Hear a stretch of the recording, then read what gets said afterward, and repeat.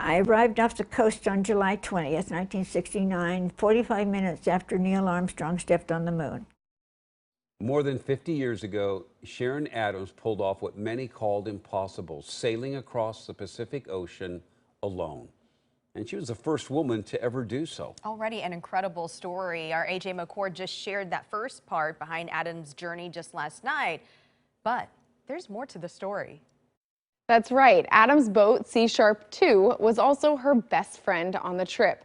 After her historic sail across the Pacific was complete, Sharon never saw that friend again until an unlikely reunion right when she needed it most. I had it for 4 months. That was our agreement. I had it for 4 months after I got home, and then I said goodbye to it. For nearly 10 months, Sharon Side Adams and her boat, Sea Sharp 2, spent nearly every minute of every day together. From the 10 weeks Adams spent designing and building her, to their 11 weeks at sea together. And then there were their last 4 months before Adams had to relinquish Sea Sharp's helm to her owner. And I can't say that I didn't forget or keep remembering that it wasn't my boat, but I was there all the time it was being built, and I knew everything, and we were together, and it was my friend. For the next half a century, Adams' life moved with an easy breeze behind it. Opened a coffee shop, then a hot dog stand. In 1986, I was on the campus of Cal State University, Hayward. The kids called me the hot dog lady, but I was grandma to the basketball team. Eventually, she returned to Oregon. Sea Sharp 2, meanwhile, had been set adrift. She'd had several owners since her Pacific crossing, and Sharon lost track of her friend until 5 years ago. I received an email from a man who introduced himself as the manager of a boatyard in Oakland, and he said that he was sure that Sea Sharp 2 was there.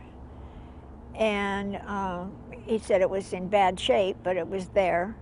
And I broke out crying. Her long-lost friend found again. Sharon contacted the owner. The thought was to bring it back up here and redo it, but he wouldn't talk. I don't know to this day. He wouldn't do any negotiating or anything. So I just gave up on it.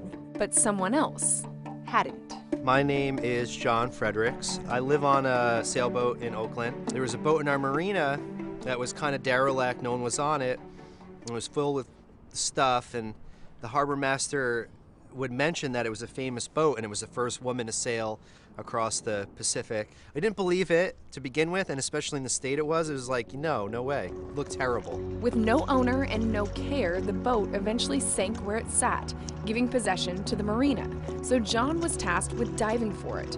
Once all the stuff covering the deck was cleared, he noticed something that made him rethink what he'd been so sure of. That was the only boat that had a plexiglass bubble on it. The same bubble Sharon invented nearly a half-century ago to help her and Sea Sharp 2 in her solo crossing. I looked at pictures, I did a lot of research, I looked at the boat, and I'm like, that's definitely the boat. There's no other mariner with a plexiglass bubble.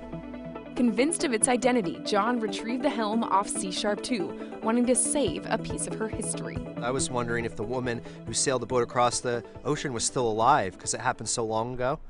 And then I realized she was, and I reached out.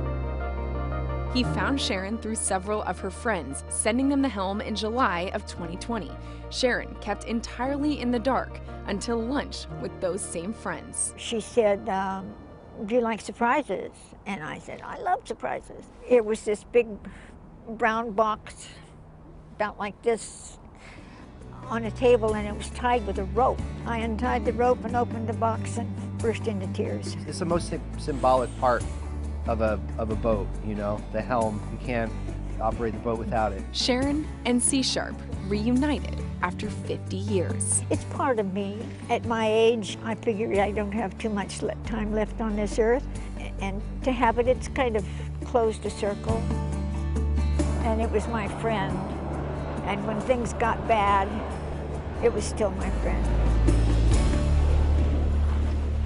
I want to say thank you to all involved, especially the Pacific lady herself, Sharon Side Adams. Sharon, thank you for trusting me to tell your story. It was an honor to share her story, this once-in-a-lifetime experience, with all of you. It almost bring tears to your eyes when she's reunited with that such important piece of the ship. It's a shame that it sat there for years in disrepair and finally sank. But to have the wheel from that boat that was such an important part of her life, just incredible. Yeah, I got chills, and it almost brought tears to my eyes as well, just fighting that, because it is so emotional when you think about something so important, so remarkable, and hearing about her story. So great job on AJ telling Sharon's story. And I just hope an you enjoyed it. If you inspiration. missed part one, that's posted now at coin.com. Yeah, you should see it if you didn't already. Yeah.